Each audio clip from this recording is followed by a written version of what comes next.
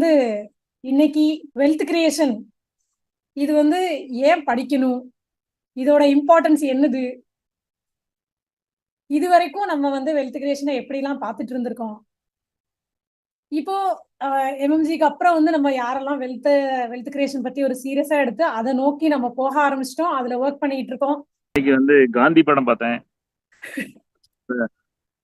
As usual every 2 October நான் காந்தி படம் பார்த்துருவேன். அதனால தேடி பிடிச்சி காந்தி படம் இன்னைக்கு பார்த்தேன். காந்தி படம் பார்க்கும்போது அவர் மக்களுக்காக பட்ட கஷ்டம், போராட்டம், ரியல் லீடர்னா என்ன, நம்ம ஆல்ரெடி ஒரு நாள் காந்தி படம் பார்த்துருக்கலாம். அப்போ எல்லாரும் மேலே ஸ்டேஜ்ல இருந்து பேசுவாங்க. ஆனா இவர் மட்டும் தான் ஊரோட ஊரா, மக்களோட மக்களா, சிம்பிளா, சாதாரணமா எல்லாரோட கலந்து அதில் கூப்பிட்டு வருவாங்க. அப்போ நான் ஒன்று ஒன்றா யோசிச்சு பார்த்தேன். முதல்ல இருந்தே நான் அப்படிதான் படம் பார்த்துட்டு இருக்கேன். அப்போ நமக்கு இப்போ பண்ண வேண்டியது என்ன இருக்கு அப்படின்னு தேடா, இந்த வெல்த் கிரியேஷனும் வாழ்க்கை வாழ்ற வாழ்க்கையும் தான் எனக்கு இப்போ இருக்கு. இப்போ எதுவும் பிரிட்டிஷ்காரன்ட்டு வந்து மக்களை காப்பாற்ற வேண்டியது இல்லை. மக்கள் ஆல்ரெடி சொந்த இதெல்லாம் இருக்காங்க. மற்ற எல்லா போராட்டமும் நடந்துட்டு இருக்கு. ஒரே ஒன்று விஷயம், வாழ்க்கை எப்படி வாழணும், எல்லா ரிலேஷன்ஷிப்பு, பணம், எல்லா விஷயமும் அதுல வந்து பயங்கர ஒரு கேப் இருக்க மாதிரி பாக்குறேன். ஸோ எல்லா மக்களும் அவங்க அழகான ஒரு வாழ்க்கையை வந்து வெல்த்து, ரிலேஷன்ஷிப்பு, உறவுகள், ஃபேமிலி, சந்தோஷம், இதை மட்டும் அவங்க பார்த்துக்கிட்டா எப்படி இருக்கும்? ஸோ அது ஒரு போராட்டமா நடத்தணும். போராட்டம் ஐ மீன்ஸ் எல்லாரையும் வந்து கற்றுக் கொடுத்து அந்த மாதிரி எல்லாரும் சந்தோஷமா வாழணும் அப்படிங்கிற ஒரு தாட்ஸ் இன்னைக்கு எனக்கு வந்துச்சு. அதோட அதோட ஜேர்னி எப்படி இருக்குன்னு பார்க்கலாம். இப்போ எல்லாருக்கும் இப்படி ஒரு ட்ரீம் எதுவும் இருக்கா? அதாவது இப்போ அன்னைக்கு யாரோ வந்து நான் வேலைக்கு ஜாயின் பண்ணேன், நான் காலைல வேலைக்கு போயிட்டு வேலைக்கு வரணும், அப்போதானே கெத்து, இது என்ன நீங்க பிசினஸ் எல்லாம் செய்றீங்க அப்படின்னு சொல்றாங்களே, அந்த மாதிரி வேலைக்கு போயிட்டு வேலைக்கு வர்றது கெத்தான். அப்படி இருக்கிற அப்படி அந்த இதாவே வாழ்ந்துட்ட அந்த மக்களுக்கு இடையில இப்போ யாராவது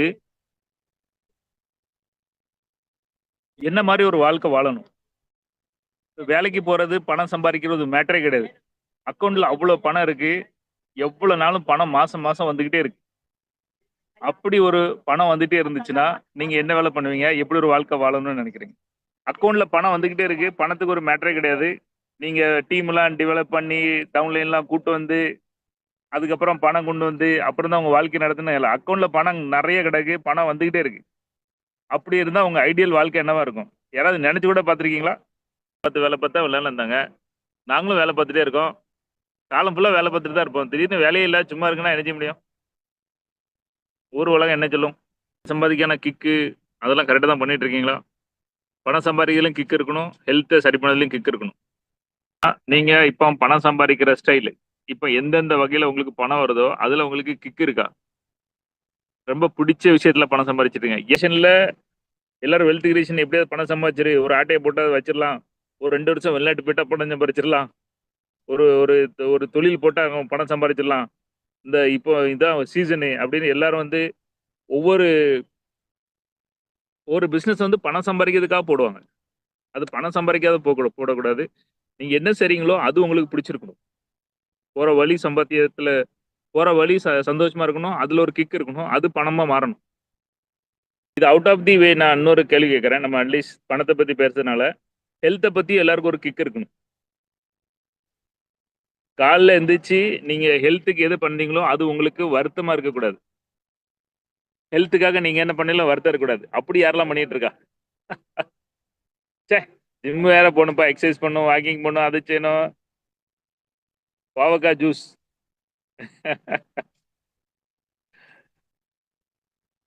இது நம்ம வெல்த் கிரியேஷன் டாபிக்ல கிடையாது, இப்படி இதனால பேசுவோம் எல்லாரும். நீங்க ஒரு ஆக்டிவிட்டிஸ் பண்ணுதீங்க, அது மூலமா உங்க ஹெல்த் வந்து சூப்பர் ஆகுது. அப்படி எதுவும் பண்றீங்களா எல்லாரும்? நீங்க போற பாதை வந்து ஹெல்த்ல ஒரு கிக் கொடுக்கணும், அதை வந்து இன்ட்ரெஸ்டிங்கா அந்த ஹெல்த் பண்ணணும். ஓகே, ஃபார் எக்ஸாம்பிள் ஹெல்த்துக்காக நீங்க வந்து வாக்கிங் போறீங்கன்னா அந்த வாக்கிங் உங்களுக்கு பிடிச்சிருக்கணும். உங்களுக்கு ஹெல்த்துக்காக போட்டனாலும் அந்த வாக்கிங்காக போவீங்க, அப்படி இருக்கணும். நீங்க சைக்கிளிங் போறீங்க அப்படின்னா சைக்கிளிங் உங்களுக்கு ரொம்ப பிடிச்சிருக்கணும். டெடிகேஷனா பண்ண முடியல, வெரி குட், கோபி தான் ரொம்ப உண்மையை சொல்லியிருக்காங்க. பட் நாட் கன்சிஸ்டன்ட்லினா என்ன அர்த்தம் தெரியுமா? அதை வந்து நம்ம கிக்கா பண்ணலான்னு அர்த்தம். ஒரு விஷயத்த கன்சிஸ்டன்ட்லி பண்ணலன்னா கிக் இல்லைன்னு அர்த்தம். ஹெல்த்துக்காக நம்ம வாக்கிங் போகக்கூடாது, ஹெல்த்துக்காக சைக்கிளிங் பண்ணக்கூடாது, ஹெல்த்துக்காக ஜிம் போகக்கூடாது, ஹெல்த்துக்காக எக்ஸசைஸ் பண்ணக்கூடாது. அதை பண்றதே நமக்கு பிடிச்சிருக்கணும். அது பண்றேன், ஆனா அது மூலமா ஏதோ ஹெல்த் நல்லா இருக்கு அப்படிப்பாங்களே. ஃபார் எக்ஸாம்பிள் வந்து எல்லாரும் காலையில போய் பேட்மிண்டன் கிளப் போவாங்க, டென்னிஸ் விளையாடுவாங்க. டென்னிஸ் விளையாடுறவங்க வந்து ஹெல்த்துக்காக டென்னிஸ் விளையாடுறாங்க இல்ல. பேட்மிண்டன் விளையாடுறவங்க டென்னிஸ்க்காக இது ஹெல்த்துக்காகவே பேட்மிண்டன் விளையாடுதாங்க இல்ல. விளையாண்டு முடிஞ்சோன்னே கேது புத்து நினைச்சு வேத்து புத்துரும்.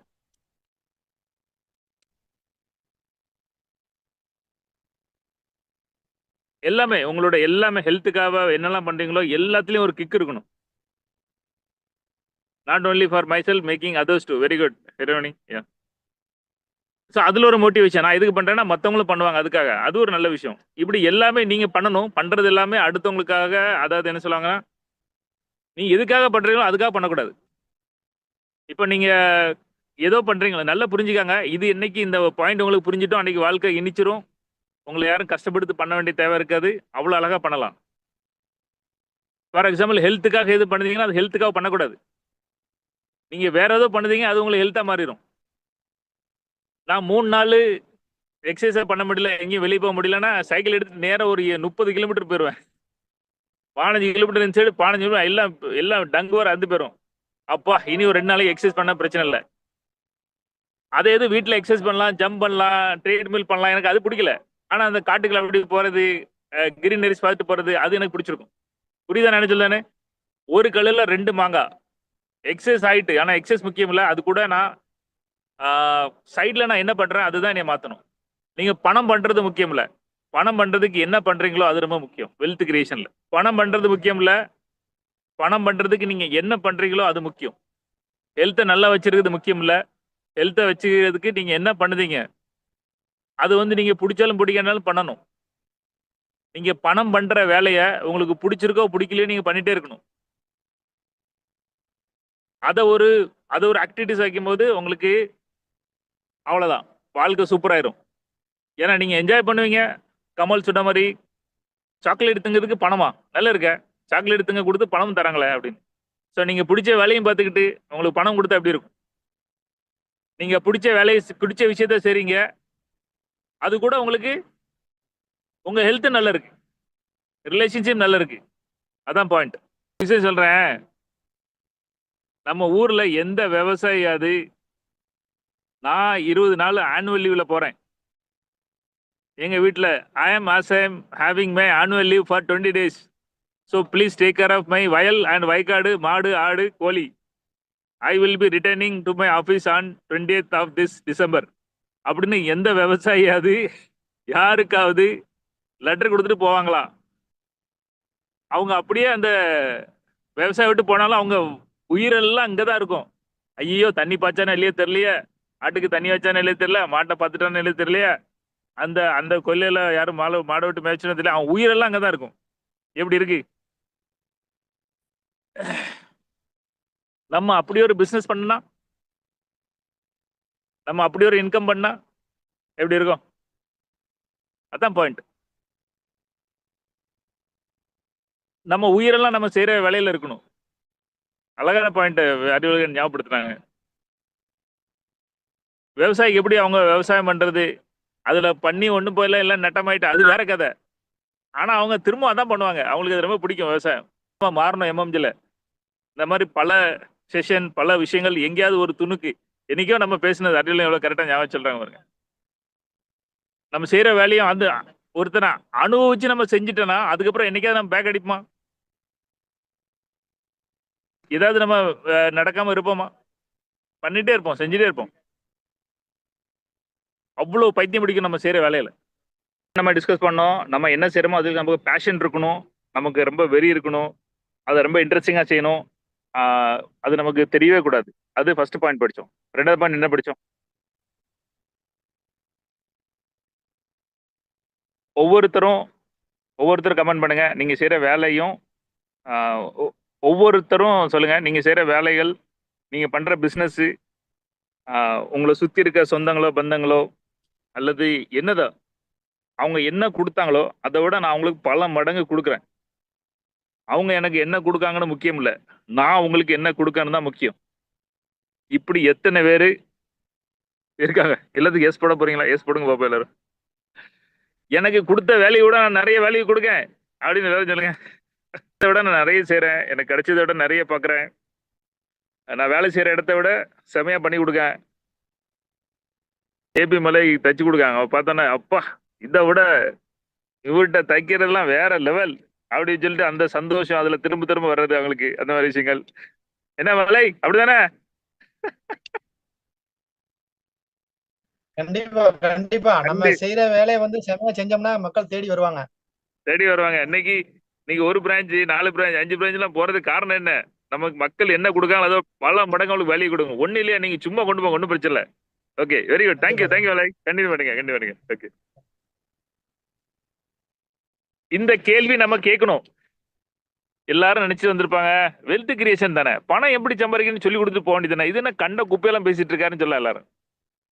பணம் சம்பாதிச்சுமா எப்படி சம்பாதிச்சோம் அப்படி செமையா எல்லாத்தையும் சீன் போட்டோம் வாழ்ந்தமான போறதை விட்டுவிட்டு பிடிச்ச வேலை செய்றீங்களா, அப்புறம் நீங்க கொடுத்ததுக்கு மேல பணம் கொடுக்கீங்களா, இது என்ன கேள்வி அப்படின்னு எனக்கு கேட்குது, எனக்கு புரியுது. ஆனா நம்ம வந்து படிக்கிறது ரொம்ப ஆர்கானிக்கா எல்லாம் சேர்த்து படிப்போம். எஸ், யாருக்கு எது கமெண்ட் பண்ணா போலாம். நீங்க எங்கேயாவது யாரையாவது பார்த்துருப்பீங்க அலுவனி பண்டாரம், நீங்க எங்கேயாவது பார்த்துருப்பீங்க கொடுக்காத ஆளு, அழுற ஆளு, குறைய கொடுக்குற ஆளு, இவங்கெல்லாம் பார்த்துருப்பீங்க. அதுக்கப்புறம் அவங்களோட வாழ்க்கை எப்படி இருக்குன்னு அதுவும் பார்த்துருப்பீங்க. திரும்ப திரும்ப கொடுக்குற ஆளா இருக்கீங்களா? இப்போ ரீசெண்டாக விட நம்ம ஸ்டூடெண்ட்ஸ் ஒருத்தன் பண்ணுவாங்க, 3 மாசத்துக்கு அப்புறம் சம்பளம் தருவேன்னு சொன்னாங்க, மாசத்துலேயே சம்பளம் கொடுத்துட்டாங்க. மாஸ்டர் எம்எம்ஜி பாலிசி நாம நிறைய கொடுக்கணும், ஒரே மாசத்துல எனக்கு வந்து சேலரி ஸ்டார்ட் பண்ணிட்டாங்க. Very simple. நம்ம எம்எம்ஜி பாலிசி படிக்கிற விஷயங்கள் எல்லாம் வெளியே வேலை செஞ்சிட்டு இருக்கு, அது பணமா மாறிக்கிட்டு இருக்கு, சந்தோஷங்களா மாறிட்டு இருக்கு, உறவெல்லாம் ரொம்ப ஸ்ட்ராங் ஆயிட்டு இருக்கு, எல்லாம் நடந்துட்டு இருக்கு. எஸ்மா, யாருக்கு இதை பத்தி சொல்லணும்னா சொல்லலாம். எங்க நீங்க பார்த்தது, நீங்க கொடுத்தது, நீங்க எக்ஸ்ட்ராவை கொடுத்தது, எக்ஸ்ட்ரா கொடுக்கறத பார்த்தது, நிறைய பிசினஸ் நிறைய இதெல்லாம் ஓஹோன்னு ஓடும். நீங்க அங்க போய் என்னன்னு விசாரிச்சு பாத்தீங்கன்னா தெரியும், அவர் சரியான கொடை வள்ளலா இருப்பாரு. நாங்க அடிக்கடி போவோம், நான் வடப்பாவை சாப்பிட்ற இடத்துக்கு போகலாம், நான் அங்கேருந்து வீடியோ போட்டிருந்தேன். அவர் எல்லாம் கூட்டமா நிற்கும். ஒரு ரவுண்டு முடிச்சுன்னா அடுத்த ரவுண்டு 3 ரவுண்டு எண்ணில போட்டு எடுக்குங்காட்டில் 3 ரவுண்டு பின்னாடி இருப்பாங்க, நின்று வாங்கி தின்னுட்டு போங்க. என்னன்னு பார்க்கும்போது அவர் சொல்ற ஒரே வார்த்தை, பைசா வா முதல்ல சாப்பிட்டு வா, சாப்பிட்டு பைசா எடுத்துட்டு இருப்பா. எல்லாம் சாப்பிட்டுட்டு யாரு என்ன கணக்கு சொல்றாங்களோ அதான் கணக்கு. எனக்கு அப்போ சொன்னேன், யோ நீங்க எப்படி பிசினஸ் பண்ணி எனக்கு இப்பதான் புரியுது, இதான் உங்க சீக்ரெட். என்ன நீங்க ஒரு பொட்டி கடை மாதிரி வச்சிருந்தீங்க, இங்க ஒரு பங்களா மாதிரி கட்டி பிசினஸ் பண்ணிட்டு இருக்கீங்க, இதுதான் உங்க சீக்ரெட். என்னது? எல்லாருக்கும் கொடுக்கறது, மக்களை நம்புறது. நீங்க அமேசான் வந்து மக்களை நம்புறாங்க, நீங்க பார்சல் வாங்கிட்டு இல்லைன்னு சொல்லுங்க பைசா கட் பண்ணிடுவாங்க, சரியா பரவாயில்ல அப்படின்னு. ஆனா கண்டுபிடிச்சானே வசமா செய்வாங்க, வேற கதை. மக்களை நம்பணும், கஸ்டமருக்கு நிறைய கொடுக்கணும், நீங்க முதல்ல கொடை வள்ளலா இருக்கணும். இதெல்லாம் நம்ம வெல்த் கிரியேஷன்ஸ்க்கு கனெக்டடா இருக்கு. நினைக்கிறேன். So very very simple. நீங்க பணத்துலையும் சரி, வேலை செய்யற இடத்துலையும் சரி, கஸ்டமருக்கு சரி, டவுன்லைனுக்கும் சரி, டீமுக்கு சரி, எல்லாத்துக்கும் நிறைய சர்வீஸ் கொடுங்க. நிறைய பேர் நம்ம ஐடி போடந்தாட்டியும் கையை காலை பிடிப்பாங்க, ஐடி போட்டதுக்கு அப்புறம் நம்ம அவங்க காலில் விழுத மாதிரி ஆகிக்குவாங்க. ஸோ அதுக்கப்புறம் அந்த சர்வீஸ் கொடுக்கறது அதெல்லாம் மறந்து போயிடும். அப்படிலாம் இல்லாமல் நம்ம எப்பவுமே எல்லாருக்கும் நிறைய கொடுக்குறது, சரி கொடுக்குற மாதிரி பார்த்துக்கலாம். எஸ்.